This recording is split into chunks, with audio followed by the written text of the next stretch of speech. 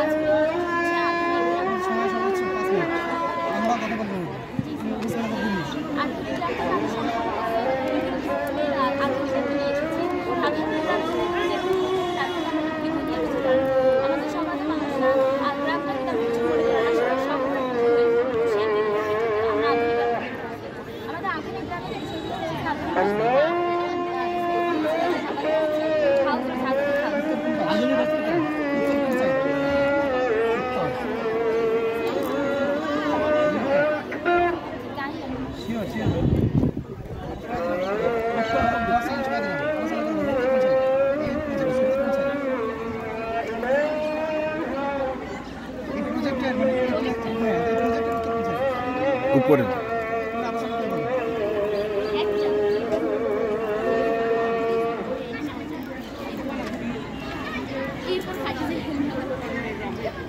উপরে উপরে এই উপরের দিক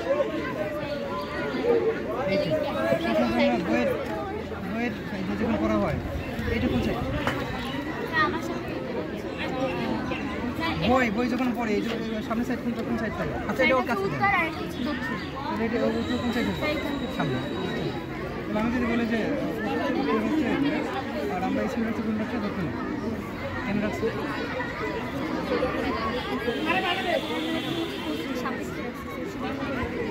এটা আমাকে বোঝাইতে হবে আর যে বলা হয়েছে আধুনিক গ্রামটা কোথায় হ্যাঁ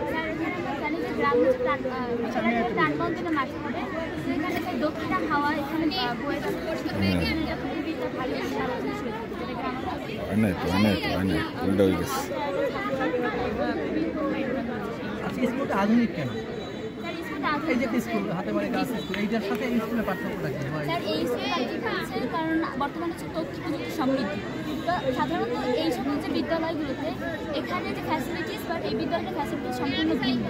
এখানে হচ্ছে শিক্ষার্থীদের সুবিধার্থে যেমন হচ্ছে গ্রামের যদি আগুন লাগতে পারে তো আগুন সেই সচেতনতা বাড়ানোর জন্য ফায়ার আর্মের ব্যবস্থা রয়েছে আর হচ্ছে এখানে মাধ্যমিকের ফ্যাসিলিটিস আমাদের সাধারণ যে বিদ্যালয়গুলো থেকে সম্পূর্ণ ভিন্ন, যার কারণে হচ্ছে গ্রামের যে শিক্ষার্থীরা তারা গ্রামে লেখাপড়া করে যেন শহরের যে সুযোগ সুবিধা সেটা যেন উপভোগ করতে পারে সেই জন্য। হসপিটালে আধুনিক হচ্ছে সম্পূর্ণ সিসিটিভি ক্যামেরা দ্বারা আবদ্ধ থাকবে আর হচ্ছে এখানে প্রতিটা রোগীর জন্য রোগীর প্যাটার্ন অনুযায়ী সেই অনুযায়ী ডাক্তারের সাধারণত হসপিটালগুলো থেকে ভিজিভিজি হয়ে থাকে বাট এই হসপিটালটা আধুনিক গ্রাম বলা হয়েছে। বাংলাদেশে অনেক গ্রাম আছে আমরা সবাই জানি, প্রতি গ্রামে কি এটি সম্ভব একটা হসপিটাল তৈরি করা? স্যার যদি আমরা সকলের সম্মিলিত শুনি তবে উদ্যোগের জন্য কী কী দরকার? উদ্যোগের জন্য সকলের প্রচেষ্টা দরকার। প্রচেষ্টা হ্যাঁ আমাদের চিন্তা ভাবনা তো আছে, আর কি আমার চিন্তা আছে, সবারই আছে, সবার চিন্তা আছে। স্যার এখানে আমাদের আমি কি আর্থিকভাবে কি আমরা অত স্বাবলম্বী? প্রতিটি গ্রামে আমরা একটা হসপিটাল করতে পারি? প্রতিটি গ্রামে স্যার সাধারণত হসপিটাল রয়েছে কিন্তু এটা ভবিষ্যৎ বলতে পারে 50 বছরের পরে এরকম একটা হবে। প্রতিটি গ্রামে একটা এখন আছে, কমিউনিটি ক্লিনিক আছে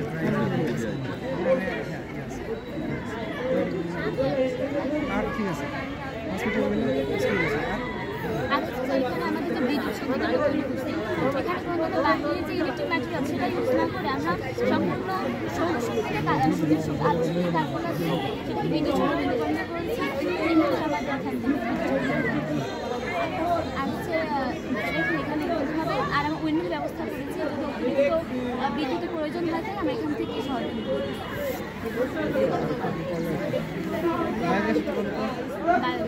স্যার, আমাদের প্রজেক্টটার মূল লক্ষ্য হচ্ছে আমাদের গ্রামের জন্য কোনো জিনিস যেন অপ্রয়োজনীয় যে বলে যেন কোনো জিনিস না থাকে, এটা হচ্ছে মূল লক্ষ্য বা উদ্দেশ্য। যারা মূল্যায়ন করছে তাদেরকে সহযোগিতা করার জন্য বিনীতভাবে অনুরোধ জানাচ্ছি। যারা বহিরাগত এবং অন্য স্থলে রয়েছেন তারা ওখানে ভিড় না করার জন্য বিনীতভাবে অনুরোধ জানাচ্ছি। এক কথা বারবার বলতে আমার নিজের খারাপ লাগছে আর কি। যারা অন্য প্রতিষ্ঠানে রয়েছেন তারা ওখানে অবস্থান করবেন না।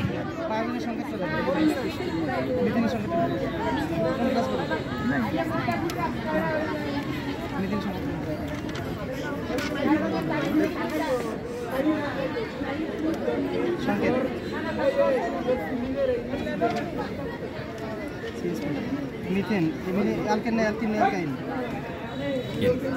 মিথেন এটা অ্যালকেন না অ্যালকিন না অ্যালকাইন? অ্যালকেন। অ্যালকেনের সাধারণ সংকেত স্যার 9 এর স্ট্যান্ডার্ড তো পারবেন না স্যার। পারতাও তো অনেক পারছে তো। নতুন 9 কেবল না, সে তো পারছে তো। মিথেনের সংকেত পারছে।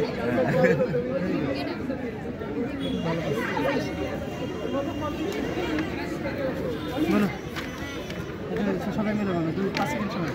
এই তিনটের মধ্যে অ্যালকেন অ্যালকিন অ্যালকাইন আছে, এর মধ্যে অ্যালকিন কোনটা? মিথেন যেটা সি যদি একটা হয় H4 হয়ে গেল, কোনটার সাথে মিল আছে?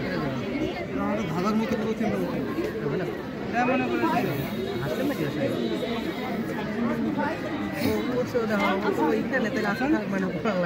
না না অপশন 2 তো আমি CN এর মান হলো 1, H2 N এর মান হলো 1 মাইনাস হলো 2, CN H2 minus 2 কোনটা হলো? এক নম্বর হচ্ছে CN H2 into 1 যোগ হলো 2, C H 2 2 4 কত হয়েছে? কোনটা তাহলে? আমরা কিন্তু এগুলো এখন বলতে পারি।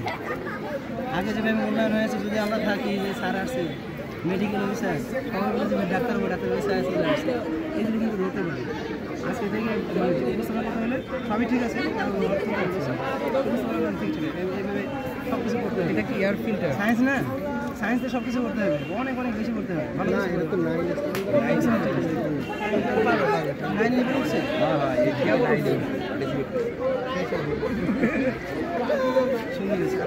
এয়ার ফিল্টার এটা কি? এটাও থাকবে আধুনিক গ্রামে স্যার অবশ্যই বাস ট্যাক্সি। আমাদের একটা বলি, দেখো বায়োগ্যাসের কথা, বায়োগ্যাসের মূলনীতি।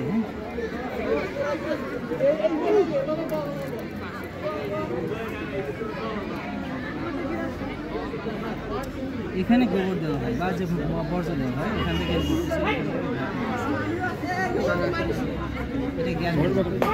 এই যে কোনো পচনশীল জিনিস নিচের দিকে থাকে, গোবর ভারী থাকে তো নিচের দিকে থাকে, যখন সেটি পচে একটু করে আসে, যখন যে আরও পচে উপরে আসে, যখন গ্যাস হয় এখানে চলে আসে। এখান থেকে একটা বাইরের থাকে, মানে বর্জ্য বেরোবার জন্য। যখন দিতে হচ্ছে গ্যাস হয়, গ্যাস এ পর্যন্ত আসলো, আর পচতে পচতে পচতে পচতে পচা জিনিস থাকে উপরে, আর সব গ্যাস থাকে আরও উপরে। তাহলে আমি যদি এখানে ছিদ্র করি তাহলে এই গ্যাস বেরোয় যাবে, গ্যাসটা বেরোতে হবে নলে মাধ্যমে। এই জন্য আমি এমনভাবে ছিদ্র করলাম যে এখানে গ্যাসটা ঘুরে থাকবে, গ্যাসটা নিচের দিকে আসবে, এই পচা জিনিসটা ঘুরে থাকবে, আর ভারী জিনিসটা নিচে প্রথম যেখানে দিচ্ছে নিচে যাচ্ছে, এই পচা জিনিসটা এখান থেকে যত বেশি হয় এখান থেকে বেরিয়ে চলে যায়, আর গ্যাসটা উপরে এখানে জমা হয়, এটা আমরা পাইপের মাধ্যমে। এবং এটা থাকে হচ্ছে শুধুমাত্র এখান থেকে শুধু অক্সিজেনটা, আর সব হলো অ্যানারোবিক অক্সিজেন ছাড়া, এখানে বেশি পচা। ঠিক আছে, সুন্দর হয়েছে, মস্তিষ্কের বড় না, এটা আমরা সচেতনতার জন্য এমনি বানাইছি।